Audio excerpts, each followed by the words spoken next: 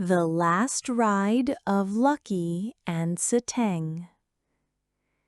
At the edge of the dense forest in Tamao Mountain Zoo, where birds sang at dawn and the mist lingered between the trees, lived a man named Sitheng and an elephant named Lucky.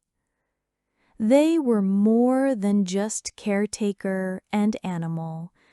They were companions, family, and soulmates in a way few could understand. Their story began more than 20 years ago, when Lucky was just a 6-month-old calf, tiny, frightened, and newly orphaned. She had been rescued from a poacher's trap and brought to the zoo, weak and injured.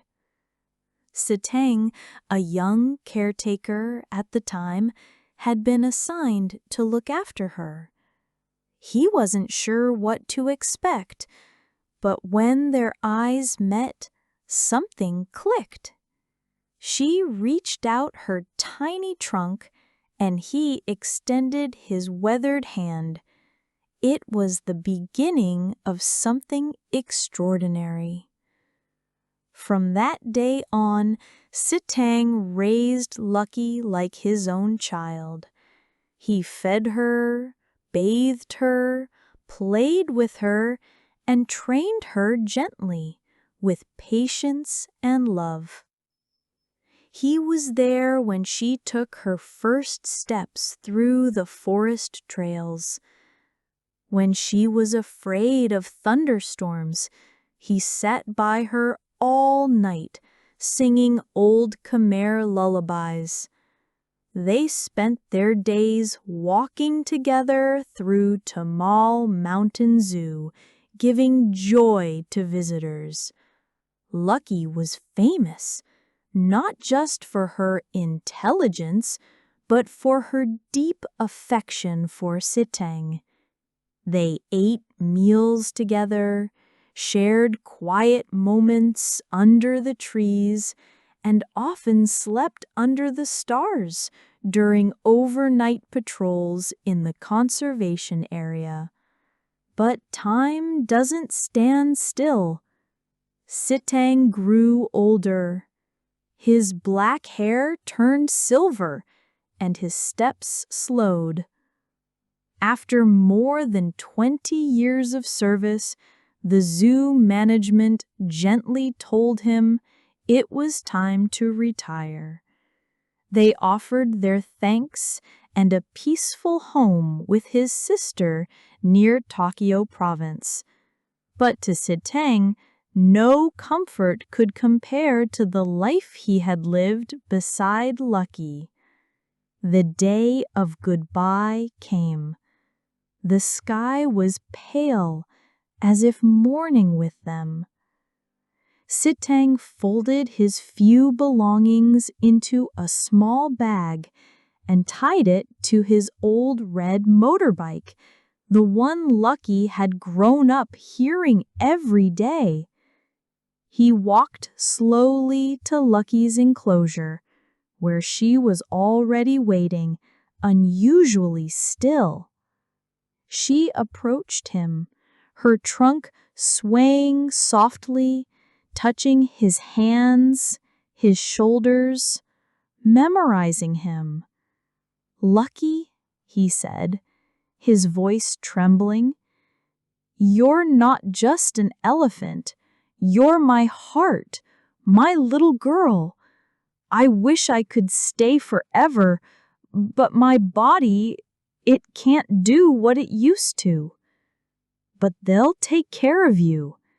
You'll still hear my voice in the wind, feel my hand in the sun." Lucky let out a low, aching rumble. He hugged her, pressing his cheek to hers.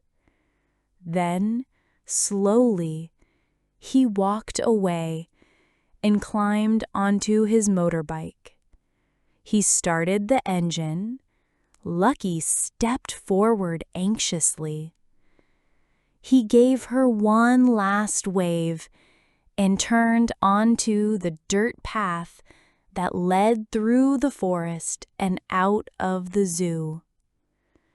But then, boom, behind him, a massive rustling. Trees shook. Birds flew. Footsteps thundered. Lucky was running after him. The caretakers shouted in surprise, but Lucky paid no mind. She chased the motorbike down the path, trumpeting with emotion, her eyes wide and desperate. Sitheng stopped. He turned around, and she was there, racing toward him, her legs moving with a strength no one expected. She stopped just in front of him, dust swirling around her, breathing hard, eyes locked on his. She wrapped her trunk tightly around his waist, refusing to let go. Sitheng broke down in tears. He dropped his bag and held her close. For a long time, neither moved.